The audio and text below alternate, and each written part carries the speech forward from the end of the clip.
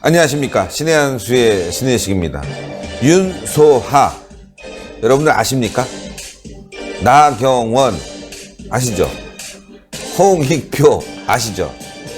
윤소하 아십니까? 모르죠. 네. 정의당 원내대표라고 합니다. 정의당 존재감도 없는데 민주당은 참 아껴야 합니다. 문재인과 함께. 윤소하 정의당 원내대표가 오늘 국회 비교섭단체 원내대표 발언에서 자유한국당을 비난하고 나섰습니다. 한마디로 민주당의 이중대 역할을 하고 있는 것이죠. 이와 관련해서 전옥현 전 국정원 제1차장님 모셨습니다. 안녕하십니까. 안녕하십니까. 윤소하 처음 들어봤습니다. 예, 저도 처음 들어봤어요. 이런 사람도 국회의원이 있군요. 예. 네. 뭐 그럴 수밖에 없는 게 정의당이 지금 사실 원내 교섭 단체도 아니잖아요. 네네. 의석 뭐 6석 가지고 있다가 네. 노회찬 의원이 빈 자리가 되다 보니까 5석밖에 안 가지고 있는데 300석 정원 기준으로 치면 2%도 안 됩니다. 네. 그러면은 이제 아주 극소수, 아주 초미니 정당이지 않습니까? 네. 그런데 이제 초미니 정당인데 제대로 대한민국 정치 의정 활동에 기여할 수 있는 그런 생산적인 원내 비교섭단체 연설이 돼야 되는데 이 연설 내용이 일방적으로 자유한국당 나경원 원내대표의 발언을 비판하는 걸 일관했어요.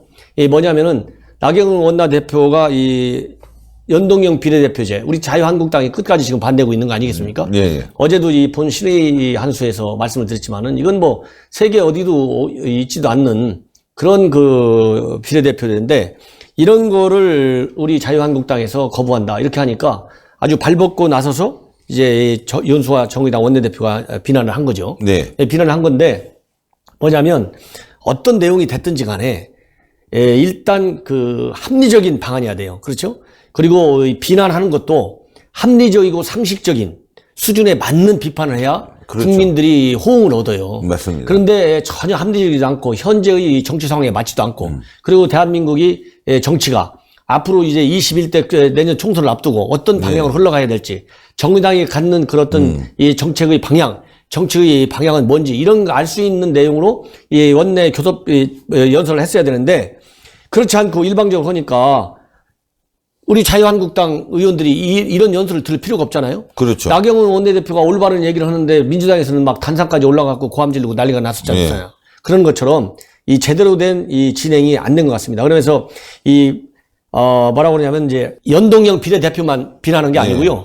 더 정말 이해할 수 없는 거는 연동형 비례대표제 비판도 우리가 이제 수용할 수 없지만은 이 요즘 얘기하는 비핵화 평화협상 문제 있잖아요. 네. 요거와 관련해 가지고 정말 그 이해하기 어려운 그런 비판을 했어요. 뭐냐면 지금 현재 우리 자유한국당은 비핵화가 완전히 된 다음에 제재를 풀어야 된다. 이건 미국과 국제사회가 요청하는 거잖아요. 그렇습니다. 그거 우리 자유한국당은 맥을 같이 하거든요. 네. 근데 이게 잘못됐다는 거죠. 그래갖고 그러면 거기까지 나간 것도 뭐 100번 양보해갖고 조금 이해해준다고 쳐요. 그럼 어디서 정말 이해할 수 없는 얘기를 하냐면 지난 2월 달에 문희상 의장의 주최로 대표로 해가지고 그 여야 5당 대표가 미국을 갔어요. 네네네. 그때 다 같이 갔습니까? 그렇죠. 여당, 예. 야당 다 같이 간 거예요. 예. 같이 가서 이제 전문가들, 그 다음에 뭐 의회 인사들, 정치인들, 고위 공직자들 다 만났는데 그때 가가지고 우리 자유한국당 나경원 원내대표가 미국에다 대고 비핵화하기 전에는 제재를 풀지 말라. 이렇게 용어도 그래요. 종용을 했기 때문에 미국이 한우회담 깼다. 그래서 자유한국당 책임지라 이런 식으로 발언했어요. 자유한국당의 위치를 대단히 높게 평가하는군요. 문재인이 중재자 역할로 왔다 갔다 하면서 할 일 다 했고 예. 미국과 한미동맹 튼튼하다.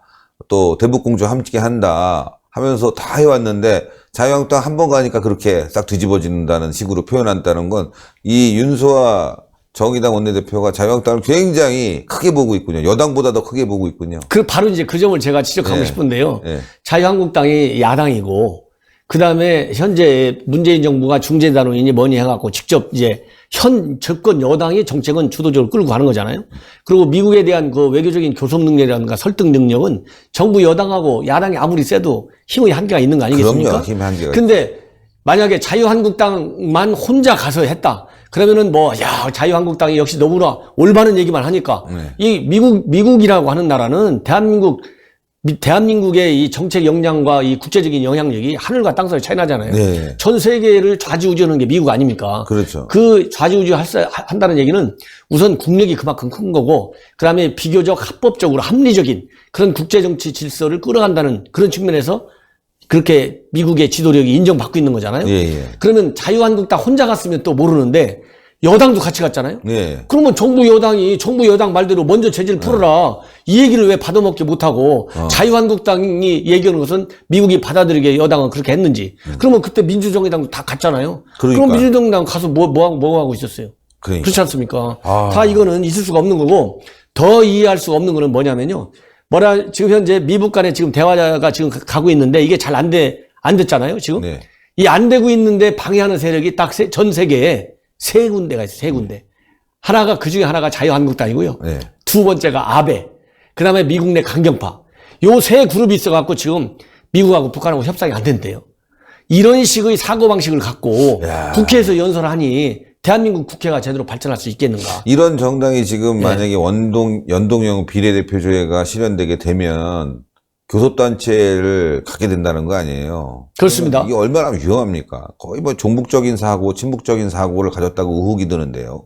그러니까 이 국회의원을 뽑는 선거는 등가성을 일단 기본으로 하고 네. 그 등가성을 기본으로 하고 정말 국민이 예를 들어서 그래서 지역구 의원이 있고 비례대표 의원도 순번으로 정당별로 딱 정해져 있지 않습니까? 네. 그런데 그거를 이상하게 국민도 알 수 없는 국회의원도 알 수 없는 연동형 비례대표들을 갖다 놓고 수학장들이 풀어갖고 의석 배분을 한다는 거 아니겠습니까?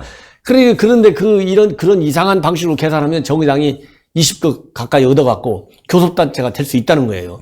이렇게 정책 역량이 부족한, 정치 판단 능력이 부족한 정당이 교섭단체가 되면 제2 중대가 되는 것도 문제지만 대한민국의 의정 활동의 수준이 과연 어디로 가겠느냐. 예. 저는 굉장히 참 위험스러운 환경이 올 수 있다. 그런 측면에서도 이 정의당의 지나치게 유리하게 흘러갈 수 있는 연동형 비례대표제, 이거는 검토의 가치가 없다고 봅니다. 그러니까 정의당은 정의가 없다. 예, 정의당이 이번에 나와서 비교섭단체 연설한다면 정부 여당의 잘못된 점을 질책하고 지적하고 바로 잡도록 해야 되는데 모든 시간을 자유한국당을 공격했다는 거 말씀한 대로 이중대 역할, 민주당의 이중대 역할, 청와대의 이중대 역할 충분히 하고 있는 것 같습니다. 그러니까 지금 연동형 비례대표제로 정의당에 대한 원내 교섭단체 확보를 지금 민주당이 추진하는 것이 아닌가.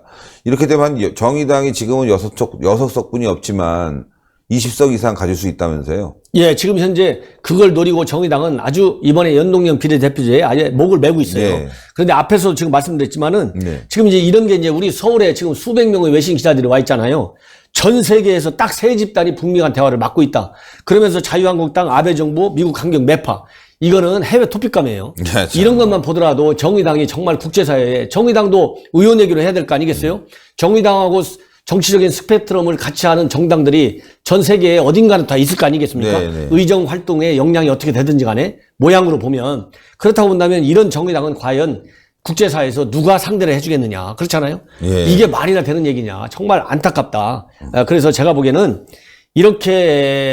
이러한 그 정치 능력을 보여주는 정당에 대해서는 내년도 총선 때 이제 국민들이 심판해 줄 것이다. 이런 판단이 심판해야 듭니다. 되겠습니다. 정말. 예. 좀 발언을 보니까 이런 게 있어요.